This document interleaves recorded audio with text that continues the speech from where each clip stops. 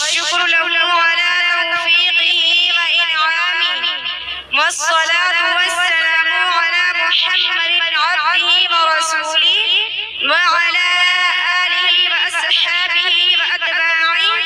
أما بعد، أيها الإخوة، الدعوة إلى الله والعمل بدينه وزيفة الأمة كلها، وهو فرض حتم على جميع أفرادها، لأن الناس إذا تركوا دعوة الخير وسكت بعضهم لبعض على ارتكاب المنكرات لم يكونوا أمة، بل يكونوا أفرادا لا جماعة لهم ولا وحدة تربطهم. يقول الله تعالى: ولتكن منكم أمة يدعون إلى الخير ويأمرون بالمعروف وينهون عن المنكر، فأولئك هم المفلحون. ولقد أثنى الله على هذه الأمة فقال: كنتم خير أمة أخرجت للناس تأمرون بالمعروف وتنهون عن المنكر وتؤمنون بالله.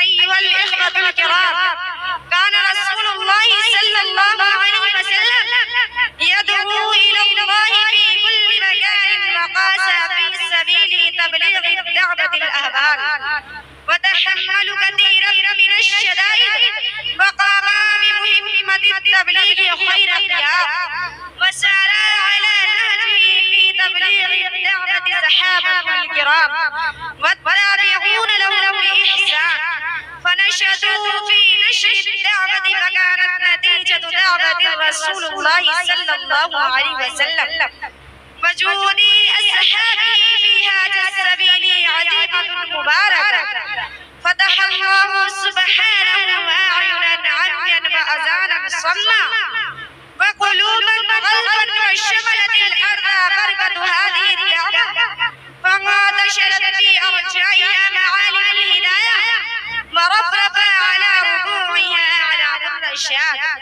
أيها الإخوة المسلمون، إن مسؤولية الإنسان أمر دينه مسؤولية كبيرة، فالمسلم لا تنتهي مسؤوليته إذا التمسك بالدين، فقد بل عليه أن يتعلم أمور دينه وأن يقف على أسرار التنزيل حتى يصل إلى درجة يكون فيها فقيها مستعدا لتعليم الدين في المكان الذي يقيم فيه، بحيث يعلم الناس الأحكام الدينية التي يجب على كل مسلم أن يلم بها. فكان حافظة علم وداعية خير ومصدر سعادة لنفسه وأن يعيش. قال رسول الله صلى الله عليه وسلم: من يرد الله به خيرا يفقهه في الدين.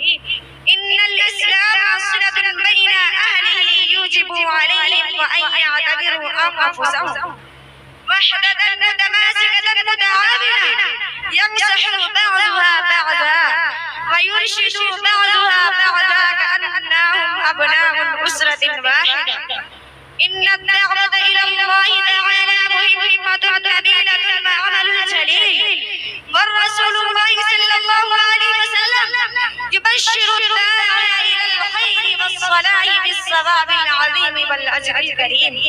يقول عليه الصلاة والسلام: من دعا إلى هدى كان له من الأجر مثل أجور من تبعه لا ينقص ذلك من أجورهم شيئا.